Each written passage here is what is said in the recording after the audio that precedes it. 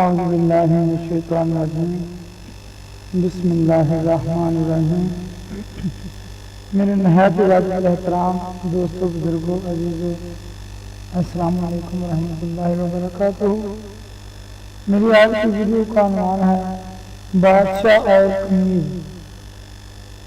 ایک قدیم دور کی بات ہے کہ ایک بادشاہ شکار کھیلنے کے لیے فوجیوں کے ہمراہ جنگل میں گیا۔ شکار کھیلتے کھیلتے خود شکار ہو گیا۔ ایک لونڈی پر اس طرح عاشق ہوا کہ مالک کو منہ مانگی قیمت دے کر خرید لی اور ملکہ بنا لیا۔ اتفاقاً وہ کچھ عرصہ بعد بیمار ہو گئی۔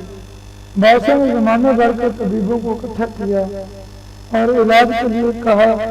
طبیب بھی اپنی انا میں مشغول علاج ہوئے، مگر زمانہ گزرتا گیا، مریض کمزور سے کمزور ہوتا گیا، دعا کوئی کارگر نہ ہوئی۔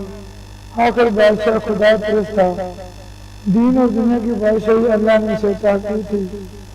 سمجھا کہ میں غلط راہ پر چل نکلا ہوں، غرض نے حکیموں کی بر میں پھنسا دیا۔ رات ہوئی، مسجد میں گیا، رو رو کر سجدہ کی جگہ دی گئی۔ پھر دعا کے لیے ہاتھ اٹھائے اور کہا، اللہ بادشاہی تیرے لیے معمولی چیز ہے جو تو نے مجھے بخش دی۔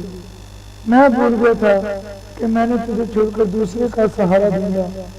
اے مالک، میری غلطی معاف فرما اور مجھے اپنے کرم و فضل سے بہرہ کر۔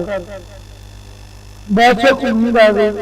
نیند میں دیکھتا ہے کہ حکم ہوتا ہے، ہم نے تیری دعا قبول کی، صبح ایک بزرگ آئے گا، اس کی حکم عدولی نہ کرنا، پھر بھی دیکھنا کہ مریضہ کیسے شفا یا جاتی ہے۔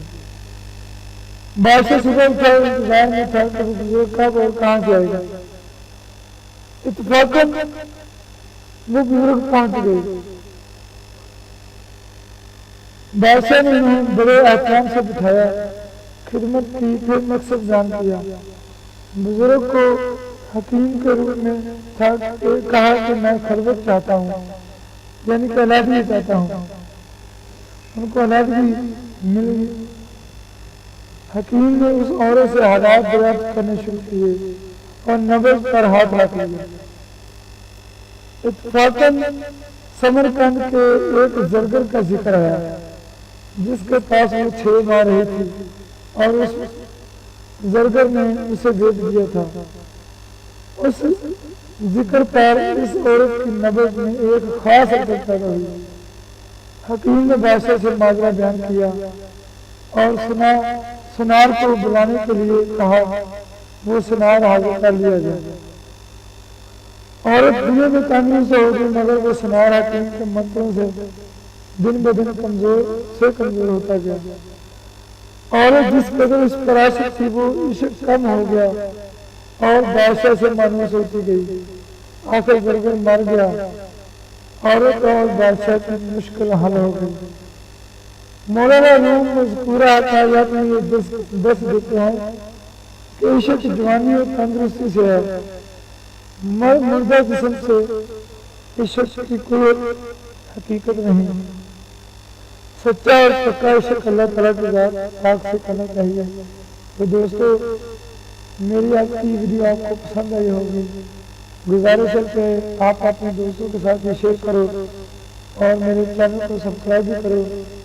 بہت بہت شکریہ۔ جزاکم اللہ خیر۔ اللہ حافظ۔